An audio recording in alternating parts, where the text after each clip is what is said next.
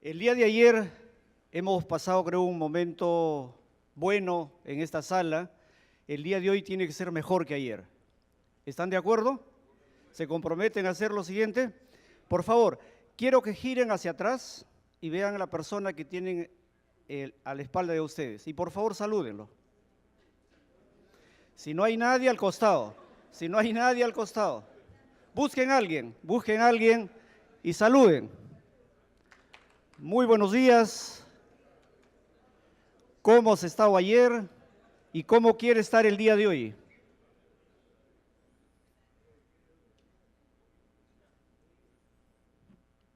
Bien, ¿listos? Como prevencionistas, con los que trabajamos en minería, antes de iniciar cada labor, ¿qué hacemos? Nos reunimos para conversar, para intercambiar algunos puntos de vista, para iniciar la tarea, ¿correcto?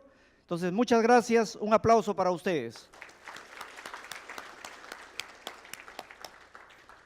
Muy bien, vamos a comenzar el día de hoy con un tema muy importante. El tema es métodos de reducción de riesgo para la seguridad y la salud en el trabajo. Este tema va a estar a cargo del doctor Christian Jensen.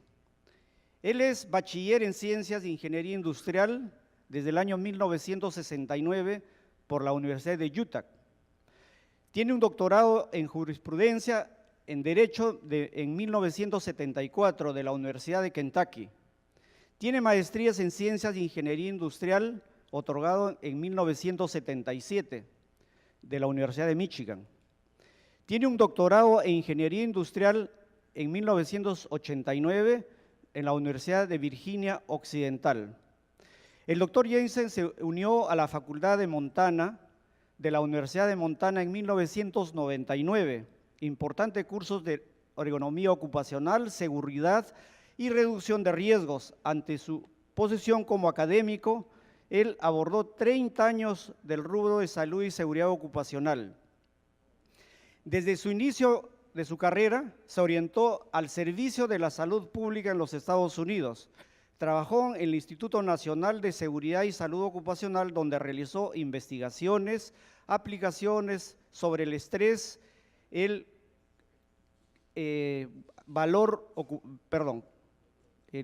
la salud ocupacional, ergonomía de lesiones e investigación de seguridad. El doctor Jensen ha trabajado con la finalidad de cambiar la idea de la seguridad ocupacional, una profesión basada en normas, con mayor énfasis en procesos. Él aboga por la perspectiva a través de diferentes artículos de publicaciones, haberse presentado en conferencias de su libro Métodos de reducción de riesgos para la salud ocupacional, publicado el año 2012. Por favor, recibamos al doctor Jensen con un fuerte aplauso para que nos presente su tema. Muchas gracias.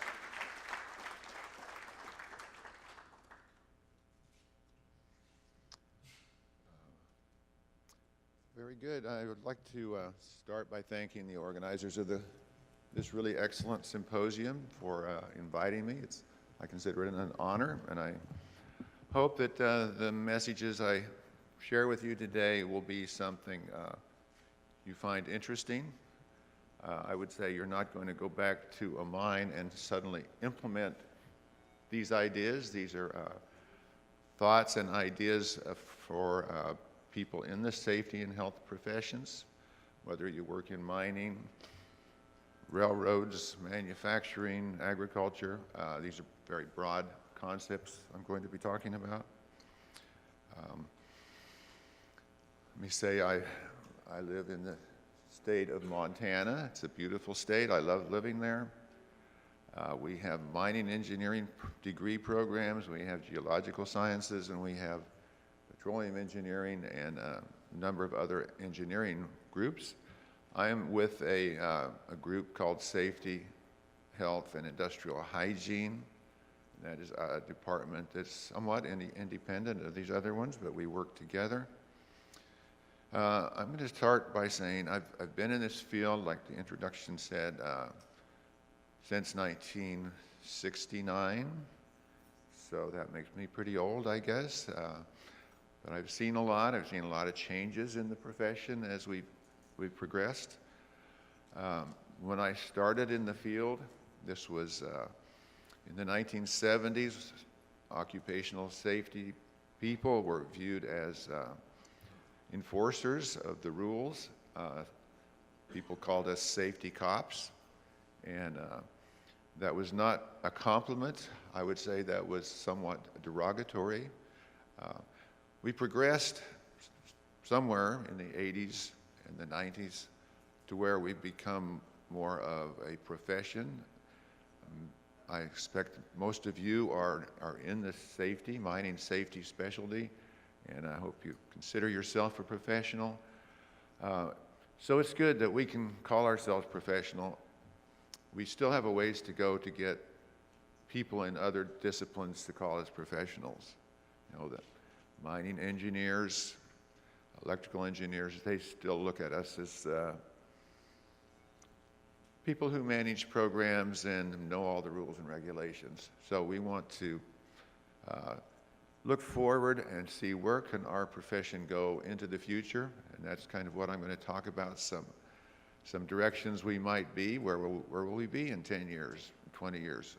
Or do you want to just, you know, stay where you are? Are we good enough? So I think that there's many ways we can improve.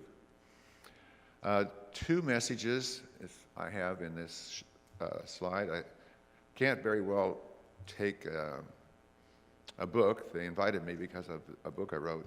I can't very well take a book and write it in 45 and talk to you about 45 minutes. So I picked two messages.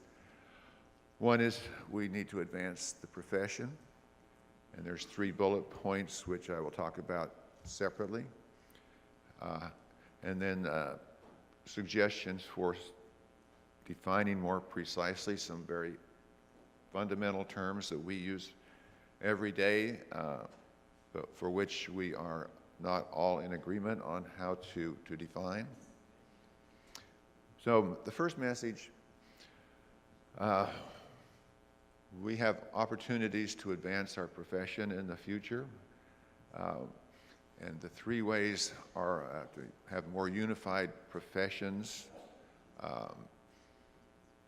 focus more on methods, applying system safety and other types of methods to our practice, and more precisely defining some of the terms.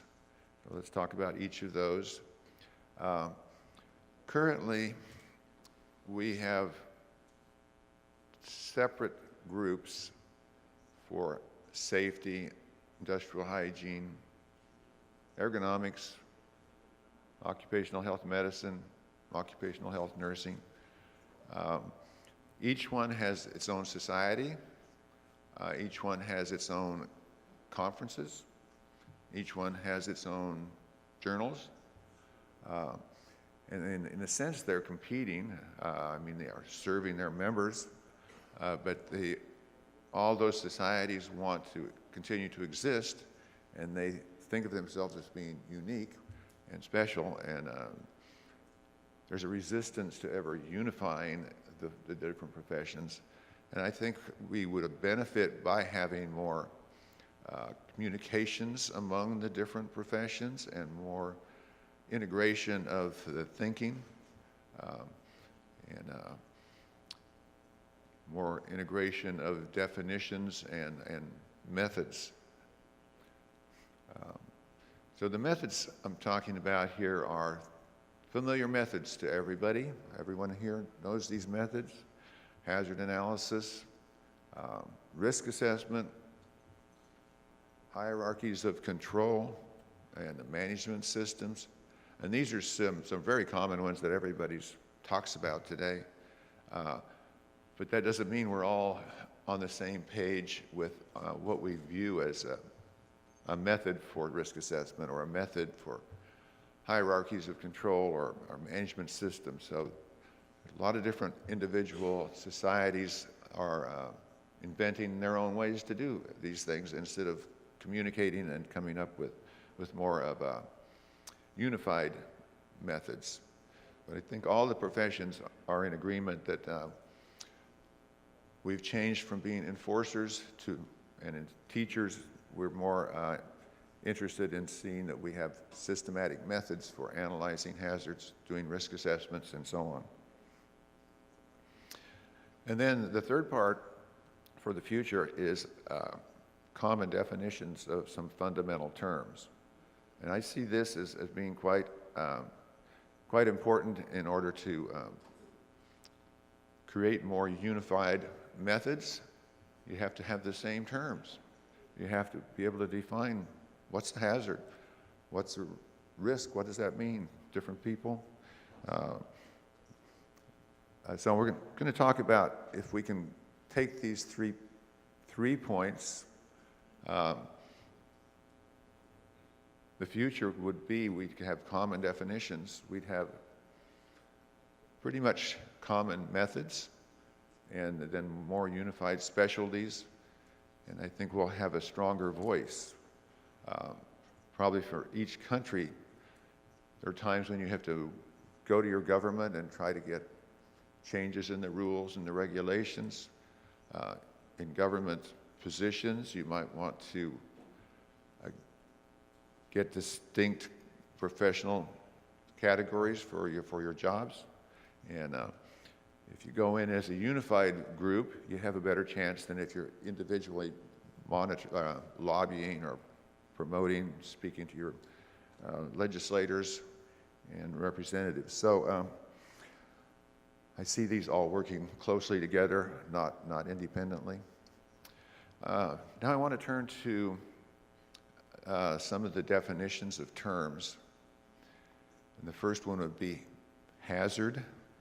I'm sure you've all tried in your training and your safety programs to define hazard.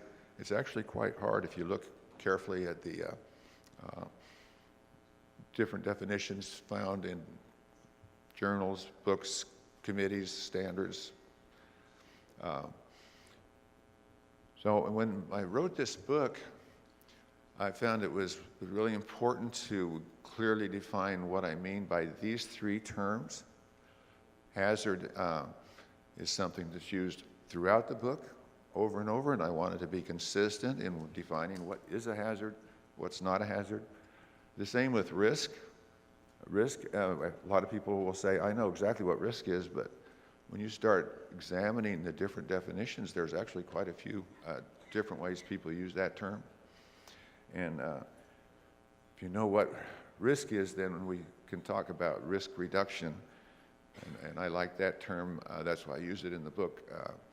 Risk reduction implies that you start with a risk and you reduce it. You may not ever get to zero because seems like there's always residual risk, but we can reduce the risks and make them to the point where they're acceptable to everyone. So let's look at the definition of hazards. I collected a whole bunch of them in books by respected authors, committees who write standards, voluntary standards, and I found that there's not very much agreement. You'd think maybe in the safety and health fields we would all agree on something, but there's a remarkable number of differences if you look closely. So most of them you can divide into three parts. They start with something about the source of a hazard. And over on the right side of this slide, you'll see they say what are the harmful consequences we're concerned with. In occupational safety and health, it's typically to be injury, illness, and death. But many other organizations have broader definitions. And then there's some, in between those is a causal mechanism. There has to be some way that the source causes that harmful consequence. So I'll give you an example of one from the US. A management system standard published as part of the American National Standards Institute Z10 committee. It's a committee that's sponsored by the American Society of Safety Engineers, and that American Society of Safety Engineers sponsors several different standard setting groups. And they tend to agree on a number of definitions and a number of points. So they say a condition, set, or circumstances or inherent property, that would be the source. The connecting words, they say that can cause, and then the consequences of concern or injury, illness, or death. So this is a pretty good definition. My only criticism is the first part, the source. It's just so broad that you can't really exclude anything. It's almost like everything's a hazard if it can cause harm. And I believe I've been an expert witness in cases, and people say, "Oh, Dr. Jensen, you say you're an expert in occupational safety. Well, how do you define hazard?" And if you don't know how to define hazard precisely, the lawyers will tear you apart.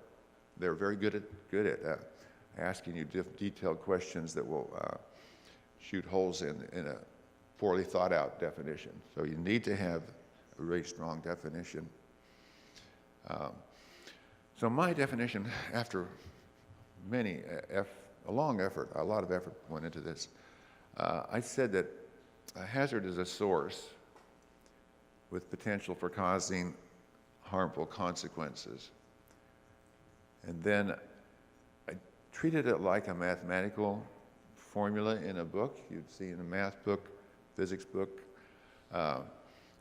you would say something like, here's an equation, F equals ma. And down below it will say where F means force, m means mass, it means acceleration. So it's like, that's what my definition is like. A hazard is a source with potential for causing harmful consequences where a source is, and that's a separate line, separate distinction. So what is a source in this definition? I list 7 sources: a condition, a form of energy, weather or geological event. I put those together into a source. Chemical substances, biological agents, musculoskeletal stressors, and the last one is violent